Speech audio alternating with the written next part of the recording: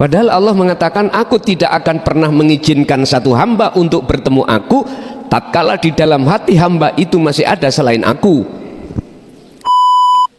Tidak sulit perkara apa yang jenengan karepake, apa yang Anda hajatkan, manakala hatimu bersandar birabbika, terhadap Tuhanmu. Itu namanya tawakal.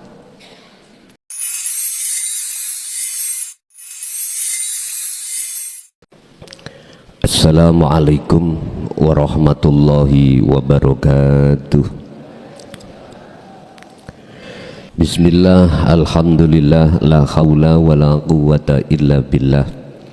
Asyhadu an la ilaha illallah wa asyhadu anna Muhammadan abduhu wa rasuluh. Allahumma salli wa sallim wa barik alaihi wa ala alihi wa ashabihi ajma'in. Qala Allah ta'ala, wa may yatawakkal 'ala Allah fahuwa hasbuhu. Shadaqallahul adzim. Amma ba'd. Puji syukur alhamdulillah, dalam kesempatan malam hari ini kita masih diperkenankan Allah bertemu dan bermuajah dalam rangka taklim muta'alim khusus membahas tentang ilmu tasawuf atau ilmu tauhid yang bersumber dari la ilaha illa anta subhanaka inni kuntu minadz zalimin, yang untuk malam hari ini materi kita sesuai dengan makalah 33 Al-Hikam tentang sandarkanlah hatimu pada Allah. Bukan Allah di lisan, bukan Allah nama, bukan Allah sifat, bukan Allah zat, tapi Allah wujud aku. Maksudnya di situ. Jadi saya berkata, Allah sandarkanlah hatimu pada Allah, maksudnya Allah yang laisa kamislihi syai'un. Sebab barang siapa yang bertawakal menjandarkan hatinya pada Allah, fahuwa hasbuhu, maka Allah yang menyelesaikan segala apa yang jenengan alami, yang jenengan rasa, urusan-urusan baik, urusan jasmani, lebih-lebih urusan rohani. Fahuwa hasbuhu, Allah mencukupi semuanya. Niku dalam surat At-Tolak ayat 3. Tapi sebelumnya kita masuk pada materi pasal atau fasal 33 kitab Hikam, perlu kami sampaikan untuk wilayah Jombang, Kediri, Blitar, Tulungagung, oleh karena kami ada tugas penting, saya kumpulkan jadi satu di Mbadas, biar waktu kami juga tidak terpotong banyak, biar lekas apa yang jenengan tunggu-tunggu, kitab awal, kitab akhir, itu ndang bisa jenengan terima. Ini masih sampai sepertiga kitab awal Pak, yang sudah kami selesaikan. Sepertiga, masih sepertiga pun. Jadi tolong wilayah kalau wau ora usah ngundang, walaupun hajat apapun tolong jangan ngundang dulu. Misalkan bikin hall, bikin PHBI, tolong mboten usah ngundang dulu. Nggih, itu permohonan kami terhadap jenengan. Pun qala musannifu rahimahullah, ma tawaqqafa, ora angel apa matlabun perkara sing dipurih, perkara ingkang den padosi, anta kang utawi sira iku talibuhu madosi ing tolap birabbika kelawan atimu nyandarke menyang Allah. Tidak sulit perkara apa yang jenengan karepake, apa yang Anda hajatkan, manakala hatimu bersandar birabbika terhadap Tuhanmu. Itu namanya tawakal. Terus carane praktek kados pundi? Caranya praktek gimana? Janganlah pernah hajat iku hati Anda muncul keakuan hamba. Jangan. Ini namanya tawakal. Justru yang muncul dalam hatimu akunya Allah. Dengan proses kita sebagai makhluk la haula wala quwata. Itu. Ini prosesnya. Tidak punya daya upaya apapun untuk melakukan apapun, dan juga tidak ada kekuatan apapun untuk menolak atau melakukan suatu apapun illa billah, kecuali itu sumbernya dari Allah. Ini proses sebagai dasar hati kita untuk memunculkan rasa yang muncul itu akunya Allah. Jadi kita manusia si salik tidak boleh muncul rasa itu pengakuan si salik yang melakukan. Bapak Ibu, jikalau tidak begitu, wala tayassaro, lan ora gampang, berarti wangel. Apa matlabun perkara sing den suprih anta kang utawi sira iku talibuhu sing nyuprih ing tolap binafsika kelawan nafsu ira, binafsika kelawan keakuanmu, keakuan sira makhluk. Bapak Ibu, ada keterangan apa sih yang membatalkan si salik tidak bisa wusul-wusul sampai puluhan tahun? Apa sih yang menghalangi si salik ketika suluk untuk menuju wusul pada Allah bertemu? Apa? Salah satu di antaranya ini, hati masih merasa kalau kita yang melakukan suluk. Keadaan seperti ini kalau kita masukkan terhadap perkara penghalang, ini disebut syirik khafi, Pak. Syirik khafi. Padahal Allah mengatakan, aku tidak akan pernah mengizinkan satu hamba untuk bertemu aku tatkala di dalam hati hamba itu masih ada selain aku.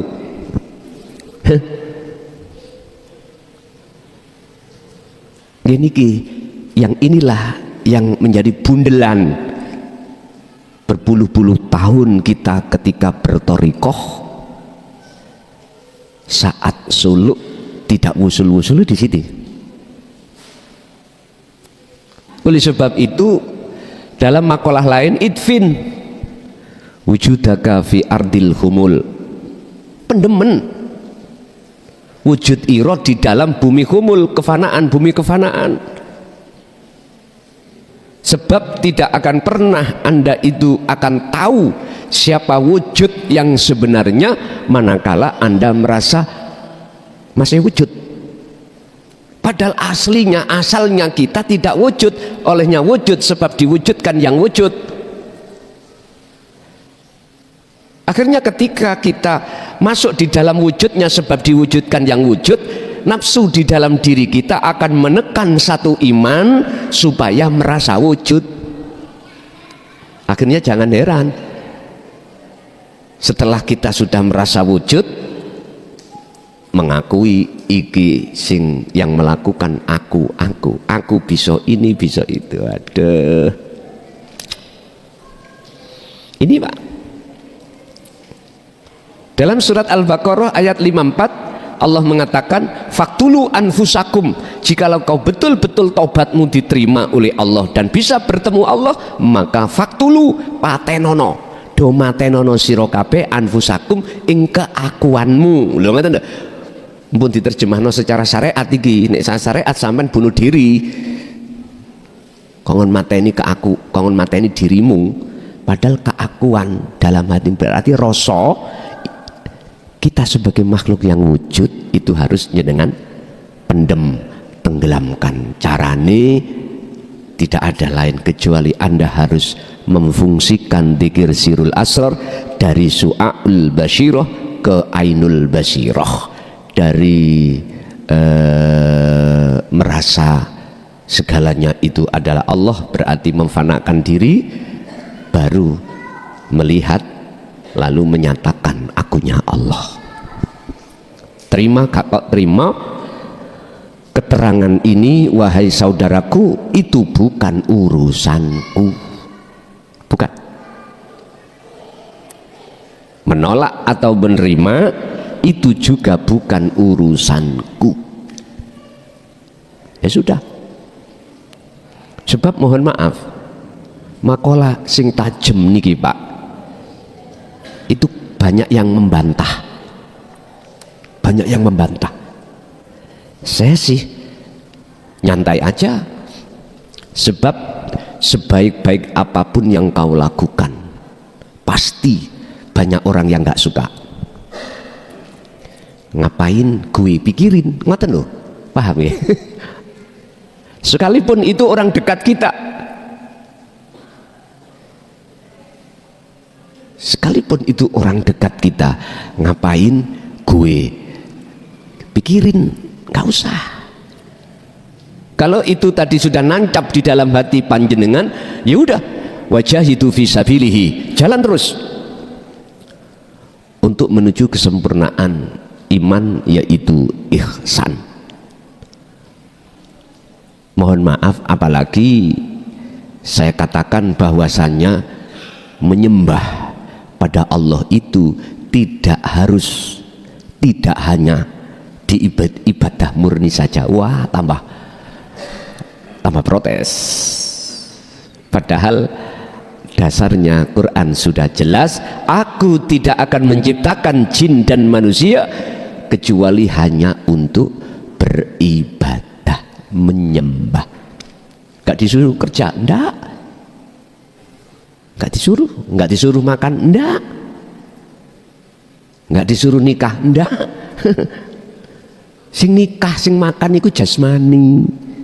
Lah ruhani iki lho sing kedah nyembah selama-lamanya. Ini yang beliau tidak pahami. Akhirnya protes, lah enak lah rokokan dikatakan sholat. Tak guyu wae. Ningati tak guyu wae. Ya Allah, makanya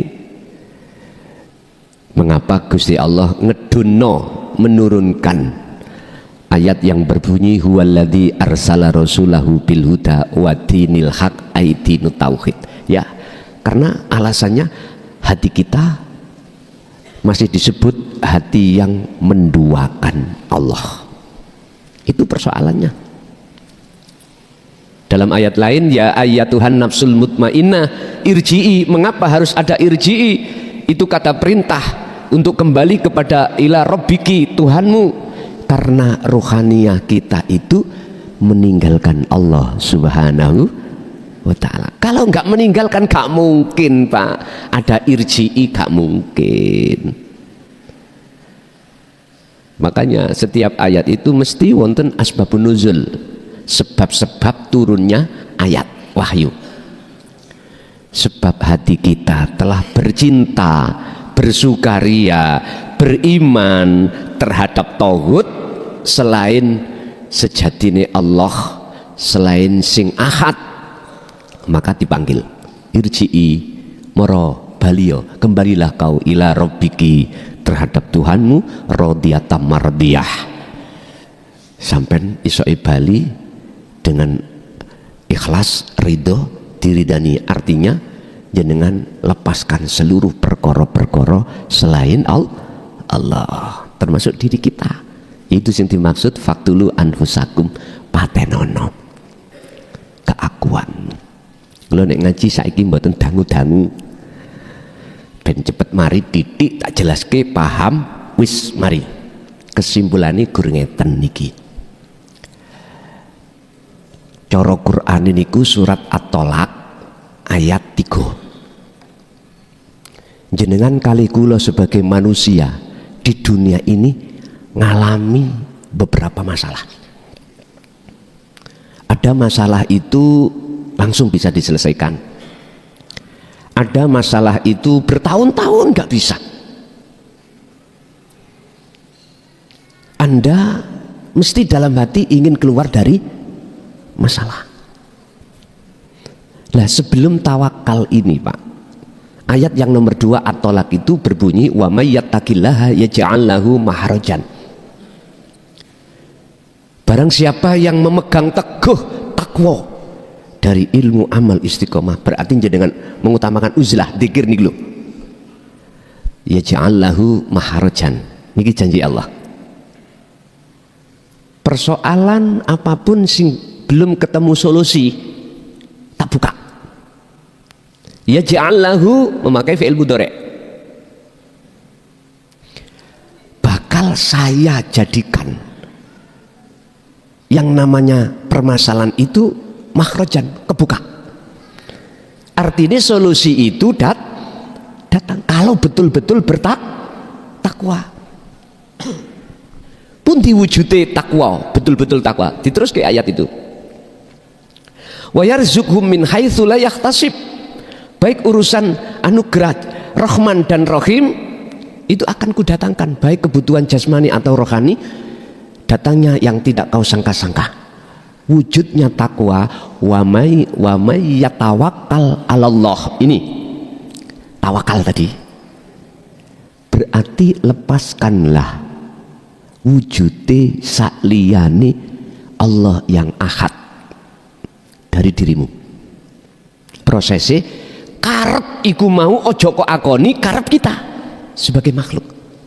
Tumindak jalakake karep ojo sampai, jangan sampai kita akui kita yang bertindak makhluk. Tapi justru dalam hati sampeyan munculkan akunya Allah. Itu al-ahad dalam hati jenengan. Yuk inilah tawakal. Ini janji Allah. Fahuwa hasbuhu, fahuwa mongko utawi Allah, maksudnya adalah yang ahad itu iku hasbuhu, nyukupi sapa Allahu ing man. Artinya persoalan jenengan sing sampai nayeng. Tahu nayeng nggih? Nayeng itu apa ya? Karaten. Biasanya ngoten niku nggih, jenengan kadung utang wakeh ora iso nyaur. Kadang-kadang itu juga persoalan apa yang menjadikan jenengan ini nggak mau menyapa. Kita sebagai dulur tuwek, terus dulur nom, saudara muda itu bikin kesalahan. Orang Jawa biasanya sing tuwek nggak mau moronang sing nom lah, ngoten nggih. Sing nom kudu moro nang sing tuwek. Iki orang Jawa biasanya. Yang muda lah yang mendatangi yang tua, bukan yang tua mendatangi yang muda. Sekarang kita lepaskan perkara yang mendatangi yang mana, nggak usah. Siapa yang merasa bersalah, walaupun itu yang tua, kalau hati kita jembar Pak, nggak akan berat kalau jembar loh nggih. Kalau merasa tua, wah beto malih Pak. Makanya pimpinan itu tidak mau disalahkan. Sing disalahkan itu bawahan naik. Padahal walaupun itu yang salah pimpinan. Jadi itulah yang disebut betul-betul takwa adalah tawakal. Prakteki tawakal yaitu tadi. Ini gak mudah loh Pak ya, gak mudah. Tapi bisa nih mudah. Jenengan harus selalu dan selalu praktek dan selalu praktek. Makanya makalah ini mengatakan jikalau persoalan apapun itu kalau kau sandarkan pada Allah dan Allah yang menyelesaikan, nggak ada kata tidak mungkin. In aroda syai'an ayyakula lahu kun fayakun. Tapi jikalau persoalan itu kau sandarkan pada dirimu sendiri yang merasa bisa melakukan, angel. Walaupun jenengan tadi katakanlah selesai masalah, jasmani masalah, gak masalah, tapi ruhaniamu bermasalah. Apa? Memakai bajunya Allah. Wis. Iki sing berat itu ada di situ Pak, yang paling berat. Oke, itu Bapak Ibu apa yang bisa kami sampaikan terkait tawakal. Sekarang jenengan saya yakin semua orang pasti punya masalah, pasti sekecil dan sebesar apapun pasti punya. Apakah masalah berkenaan dengan keluarga, orang lain, apakah persoalan dengan bisnis, apapun itu bentuk pasti punya. Atau ada yang punya masalah dengan penyakit kok yora mari udah masuk di situ. Sing kok dadekno dokter iku Allah. Syariate dokter biasai, hakikate jenengan melihat Allah. Ngoten niku. Monggo syariat melaku, hakikat juga melaku. Urusan dokter macam-macam. Ada dokter memang dokter munggu umum, ada dokter pengobatan iku alternatif lah ngoten nggih. Sing disebut tabib, bukan Habib lho nggih. Tabib. Saran saya kepada pribumi wis gak usah manggil ismul laqab terhadap siapapun. Termasuk Habib, gak usah dipanggil Habib. Wis diceluk Kang, Cak, Pak ngene. Sama dengan saya panggilan Kang, Cak atau Son ngene sih kowe. Gak usah sing asmo sing sanjake kok ndadekno ati ngeri iku disebut-sebut ngaten lah. Niki nggih bahaya buat saya sebetulnya itu di mata Allah. Engko terus atiku kementus rumangsa mulya. Nah itu apa enggak merampas bajunya Allah? Halo, merampas tak? Berarti kula syirik khafi sudah menyamakan diri saya terhadap Allah. Dan ini bukan ajaran tauhid. Bukan.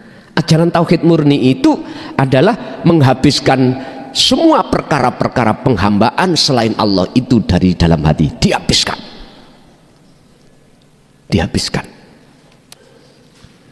Jujur mawon, gak usah ngomong saya, langsung Rasulullah. Bagaimana beliau katakan, aku ini podo sampai awakmu, podo makhluke, sifatnya la haula wala quwata.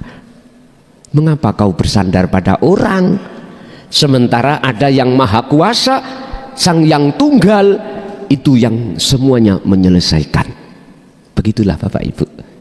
Artinya kita bisa menemui terhadap Allah itu yang wujudnya itu di dokter, di teman, di istri, di suami, di anak, ataupun pada siapapun.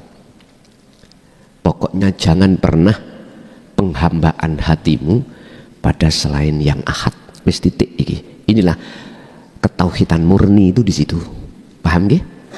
Bapak Ibu hadirin jamaah rahimakumullah. Monggo kita tutup dengan suratul Fatihah. Semoga malam hari ini apa yang Allah berikan, ilmu pengetahuan atau teori ini, Allah juga memberikan anugerah terhadap kita untuk menjalankan dan juga terhadap anak putu kita ila yaumiddin. Lahumul Fatihah.